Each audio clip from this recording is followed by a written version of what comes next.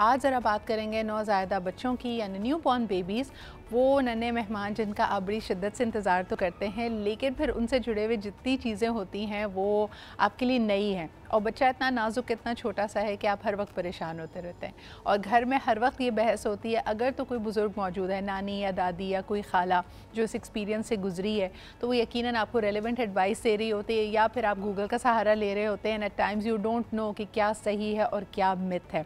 तो इस तरह के आपके बहुत सारे सवालात हैं जो हमारे पास मौजूद हैं, और आज हमारे साथ हैं doctor Ibrahim Yusuf. Of course he is a paediatrician and an expert in this matter.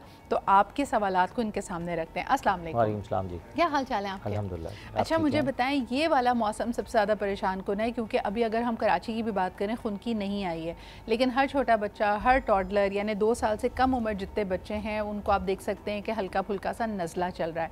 तो सवाल फिर ये है, क्योंकि इस वक्त हमारे पंखे, एसी सब कुछ चल रहे हैं, आपके लिए क्वेश्चन ये आया है कि रात को सोते हुए हाउ मेनी लेयर्स, पंखा चलाएं ना चलाएं, बच्चे को किस तरह हम महफूज रखें? हमेशा बच्चे को एक टेम्परेट मौसम में रखना चाहिए, एटमॉस्फेयर इन द रूम। उसमें ये होता है कि ना ज़्यादा गर्म ना ज़्यादा ठंडा। You have to feel the body temperature with the foot में जो नेल्स हैं उनसे आप बॉडी टेम्परेचर को एक तो नोट करते हो, फिर आप फुट के उस पर देखते हो, क्योंकि सर्दी या गर्मी ज़्यादातर आपको यहाँ पता चलती है नेल से। आप उसको देखें, अगर वो ठंडे हो रहे हैं तो आप इसको मोज़े पहनाएं, इसको कवर करें और फिर बंद कर दें। अगर गर्म लग रहे हैं तो चीज़ें खोल दें, पूरा कंफर्ट खोलें। वाइव्स टेल होती है कि बच्चे के कभी भी टोपी और मोज़े सोते वक्त उतार देने चाहिए, आप इस पे बिलीव करते हैं? क्योंकि कहा जाता है गर्मी सर पे चढ़ेगी, यानी आम ज़बान में ये कहते हैं। प्लीज़ ज़रा इसको भी एक्सप्लेन करें। ये जो आपने बात की, दिस इज़ अ मिथ। मैं जो बात कर रहा हूँ इससे फैक्ट कि इससे कुछ नहीं होता। क्योंकि मोज़े और सर पे अगर आप बंद करके भी सोएंगे तो कुछ भी नहीं होता। क्योंकि अगर आपके सर्दी लग रही है तो ऑफकोर्स आप मोज़े पहनेंगे, सर पे भी पहनेंगे, तो उससे कुछ भी नहीं होगा। ओके। अच्छा, एक और सवाल आपके लिए सादिया ने भेजा। उन्होंने कहा है कि मेरा 6 मंथ्स का बेबी है और उसको सोते वक्त पसीना बहुत आता है, यानी उसका सर पूरा भीगा हुआ होता है। Is that something I should be worried about?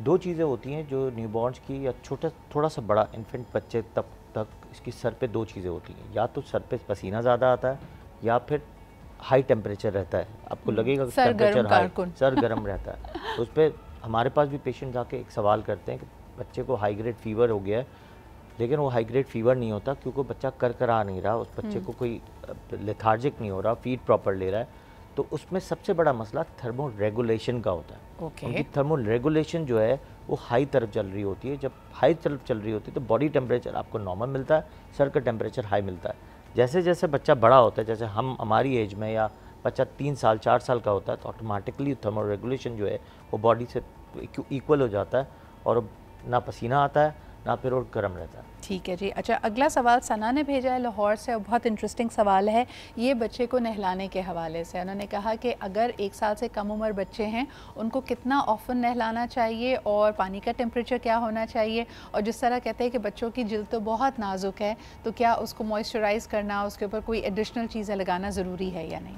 हमेशा बच्चे को जब नहलाना चाहिए तो ल्यूक वार्म वाटर से नहलाना चाहिए। बहुत ज़्यादा गर्म नहीं हो, उसके अंदर आप उंगली डाल के डिप करके चेक कर सकते हैं कि कितना टेम्परेचर है आपकी। हमेशा टेम्परेचर आप उंगली से चेक करते हैं।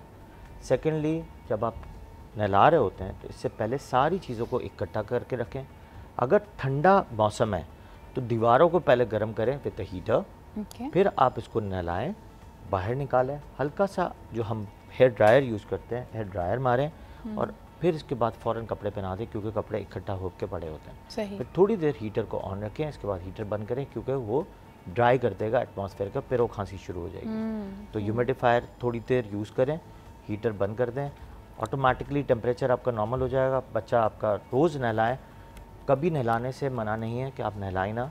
इवन दो कि अगर बच्चे को फीवर भी है तो हल्के पानी, जो गर्म पानी होता है उससे आप नहलाएं, उससे कोई नुकसान नहीं होता। अच्छा, एक और चीज़ कि बच्चे को, इतने छोटे बच्चे को नहलाने का सही वक्त क्या है? कई लोग इस पर भी बड़े कंफ्यूज होते हैं, क्योंकि रात के वक्त हमारे घरों में पंखा भी तेज़ चल रहा होता है, कुछ लोग एसी का भी इस्तेमाल करते हैं। तो क्या दिन में बच्चे को नहला देना चाहिए? इस पर कोई, अगर आप टाइमिंग के बारे में कुछ कहना चाहें? वही वाली बात, एक मिथ एंड फैक्ट है। मिथ में यह है कि आप दिन में नहलाएं और फैक्ट्स लें कि किसी वक्त भी नहलाएं, कोई मसला नहीं। मैंने आपको बता दिया कि किस तरह नहलाना है, नहलाने के तरीके आने चाहिए। अब ऐसा नहीं कि पता चले कि आप नहला रहे हो बाहर एसी में ले आए। मैंने आपको बताया कि दीवारों को हीट करें और प्रॉपर तरीके से ह्यूमिडिफायर यूज़ करें, ड्रायर यूज़ करें और बच्चे को नहलाएं, बच्चे को कभी भी कुछ नहीं होगा। बिल्कुल सही। डॉक्टर साहब, कॉलिक बेबीज़ के लिए कुछ बताइए, क्योंकि एक बहुत सारी माओं का ये सवाल है कि बच्चे पूरी पूरी रात रोते रहते हैं, बेचैन हैं और परेशानी होती है। कई दफ़ा बच्चे इतना ज़्यादा रोते हैं कि अपना गला बिठा लेते हैं, तो ऐसी सिचुएशन में मदर्स को क्या करना चाहिए? Very important question. These days मतलब पेरेंट्स जो न्यू पेरेंट होते हैं बड़े पैनिक हो जाते हैं चीज़ों में और उस पर रो भी रहे होते हैं। माएँ तो बहुत ज़्यादा खुद भी इमोशनल हो जाती है ऑफ कोर्स, क्योंकि बच्चा रो रहा होता है। अच्छा, एक तो कॉलिक पेन स्टार्ट कब होता है? 3 वीक्स पे स्टार्ट होता है, 3 आवर्स डेली होता है और 3 मंथ्स टू 6 मंथ्स तक ये परसिस्ट रह सकता है कॉलिक पेन। अननोन रीज़न है, आज तक किसी को नहीं पता क्यों होता है। बट समटाइम्स इट सेज कि प्रोटीन्स की वजह से होता है। कौन सी प्रोटीन्स? या पर माँ की अंदर कुछ जो माँ जो खाना खा रही होती है उसकी कुछ प्रोटीन्स चली जाती है, उसकी मैं डाइट बता देता हूँ, कौन सा लिस्ट है। और एक होता है जो टॉफीड, जो आजकल की माएँ 90% यूज़ कर रही होती हैं without any doctor prescription, but वो यूज़ कर रही होती हैं। अगर टॉफीड यूज़ कर रही हैं तो अब रिसर्च में साइंस ने हाइपो एलर्जिक फार्मूलाज बनाए जो हाइड्रोलाइज प्रोटीन पार्शली और फुल हाइड्रोलाइज प्रोटीन के फार्मूलाज बनाए जो बहुत काम करते हैं और कॉलिक पेन को नीचे लेके चले आते हैं, क्योंकि वो प्रोटीन्स का ही काम है। अच्छा, इसी से लिस्ट है सवाल, जी जी, I come to the diet of it, लेकिन लिंक सवाल इसमें ये था कि टॉप फीड पे जो बच्चे उसको इस्तेमाल कर रहे होते हैं बड़ा तेज़ी से उनका वज़न बढ़ता है। डॉक्टर साहब, is that something to be concerned about? Because लोग कहते हैं इसके अंदर क्योंकि फोर्टिफाइड बाकी न्यूट्रिएंट्स वगैरह हैं, तो क्या ये किसी तरह से भी बच्चे के लिए नुकसानदेह तो नहीं है? Of course not. ये भी मिथ है कि इससे वेट बढ़ता है, माँ के दूध से भी इतना ही वेट बढ़ता है और टॉफीड से भी इतना ही वेट बढ़ता है। कई दफ़ा तो टॉफीड से नुकसान सबसे ज़्यादा हैं, क्योंकि उसमें सबसे ज़्यादा डायरियाज और नमूनियाज हो रहे होते हैं। और उसमें बच्चा बार बार जो है डॉक्टर्स की विजिट करता है। एंड अगेन वाटर क्वालिटी उसके अंदर बहुत इंपॉर्टेंट। वाटर क्वालिटी, फीड के अंदर हाथ डालना, पाउडर खुला रह गया, और सिंथेटिक प्रोटेक्ट ख़राब हो जाता है।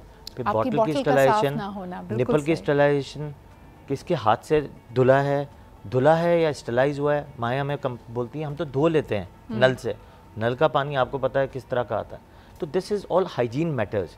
तो top feed is always dangerous, always the mother feed is अविलीन एंड बेहतरीन। तो वो उससे डॉक्टर्स विजिट 100% आपके शायद महीनों में एक दफ़ा होगी, एक्सेप्ट के वैक्सीन्स के बाद।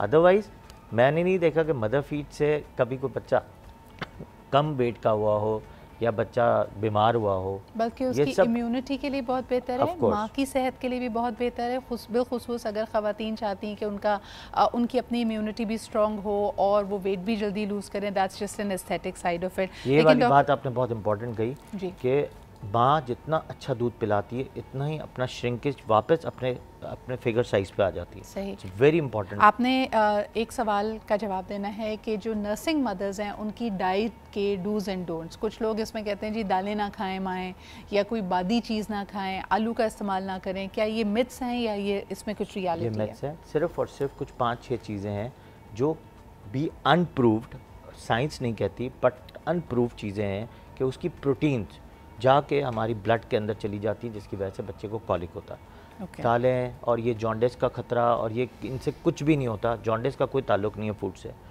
कॉलिक पेन का कुछ ताल्लुक है, मैं कहता हूँ 20-30% होगा, इससे ज़्यादा नहीं हो सकता। वो भी इसमें डेयरी प्रोडक्ट्स हैं, एग प्रोडक्ट्स हैं, फिश है, पीनट्स हैं, वीट है, कई दफ़ा ग्लूटेन काम कर जाता है ये प्रोटीन्स का। इसी तरह कई दफ़ा मोनोसोडियम ग्लूकोनेट है, हम बहुत ज़्यादा यूज़ कर रहे होते हैं। ज़रा चाइनीज़ कम खाएं माएं। जी ऑफ कोर्स। फिर साथ में जो है कभी कभी सोडा, कैफीन, शुगर जो है ये एक नॉर्मल एक नई रिसर्च की लिस्ट में आई है कि सम टाइम इसकी प्रोटीन जाके कुछ हिट कर जाती है, जिसकी वजह से भी बच्चे को कॉलिक हो सकता है। बहुत इसमें दालें नहीं है। दालें जो है लोगों के कॉन्सेप्ट में दालों से गैस बनती है, दालों से कुछ भी नहीं। अच्छा, और ये जो माएँ बहुत ज़्यादा इस वक्त भी उनको भी मेरे ख्याल में मुख्तलिफ़ चीज़ें दी जाती हैं, पंजीरी दी जाती है और इस तरह की बड़ी nuts and fats, that's all right to have? Of course खा सकती हैं। देखें, अगर इसमें कोई अगर बच्चे को नुकसान नहीं पहुंच रहा, बच्चे को उसका कॉलिक नहीं हो रहा, जॉन्डिस नहीं हो रहा, तो बिल्कुल सब कुछ खा सकती है। सब कुछ खा सकती है। बहुत शुक्रिया डॉक्टर साहब हमारे साथ मौजूद होने के लिए। छोटे छोटे सवाल थे, लेकिन यकीनन अगर आप इनको डे टू डे इनसे निपट रहे हों तो ये आपके लिए बड़े मुश्किल भी हो जाते हैं।